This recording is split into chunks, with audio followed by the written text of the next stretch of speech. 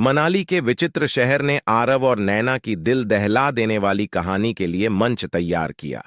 उनका प्यार हिमालय की हवा की तरह धीरे धीरे शुरू हुआ, लेकिन नियति की योजनाएं अशांत थीं। बाजार के जीवंत रंगों के बीच आरव की नजरें नैना से मिलीं, जिससे एक ऐसा जुड़ाव पैदा हुआ जो हलचल भरे माहौल से परे था। उन्हें क्या पता था, यह क्षण एक मार्मिक प्रेम कहानी की प्रस्तावना होगी। जैसे ही उनका प्यार परवान चढ़ा, आरव और नैना ने नदी के किनारे सांत्वना की तलाश की, जहां फुसफुसाए गए बयानों और चुराए गए चुंबन ने उनके रोमांस के कैनवास को चित्रित किया। यह छवि उनके शुरुआती प्यार की मासूमियत को दर्शाती है। भाग्य के एक मोड़ ने आरव को करियर की तलाश में मनाली छोड़ने के लिए मजबूर कर दिया और वापस लौटने का वादा किया। बारिश ने नैना के आंसुओं को प्रतिबिंबित किया। जब वे विदा ले रहे थे, बूंदें उनके चेहरे पर दर्द को छिपा रही थीं। अपने कमरे के एकांत में नैना ने कभी न भेजे गए पत्रों में अपना दिल उड़ेल दिया।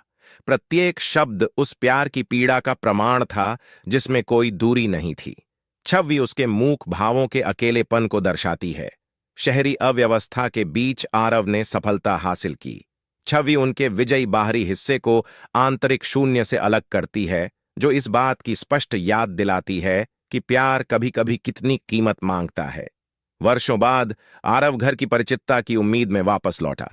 हालांकि उन्होंने एक बदली हुई नैना की खोज की, और वह शहर जो कभी उनकी यादों को संजोए हुए था, समय के साथ जम गया। उनके बदले हुए स्वरूप की एक मार्मिक पृष्ठभूमि।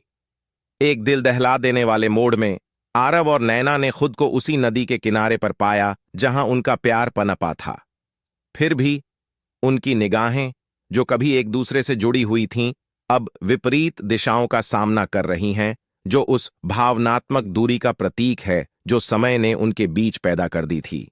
और इसलिए हिमालयी शहर ने उस प्यार के उत्थान और पतन को देखा जो इसकी घाटियों में गूंजता था, जिससे आरव और नैना को उस दर्द का सामना करना पड़ा जो हो सकता था।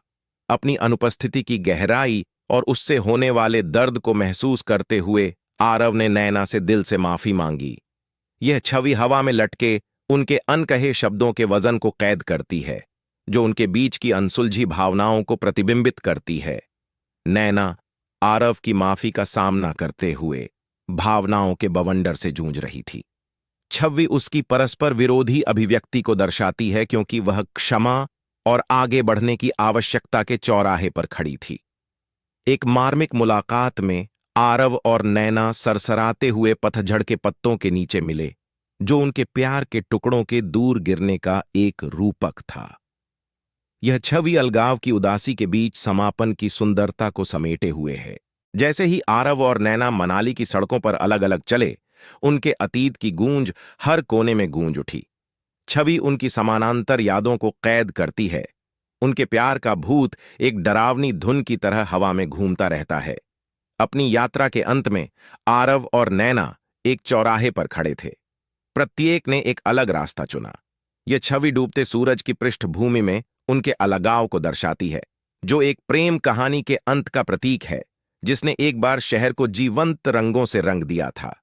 और इस तरह आरव और नैना की प्रेम कहानी के अध्याय बंद हो गए, और पीछे छूट गया एक ऐसा शहर जो रोमांस के उत्थान और पतन का गवाह था, जिसने दिल टूटने के बावजूद समय के ताने बाने पर एक अमिट छाप छोड़ी।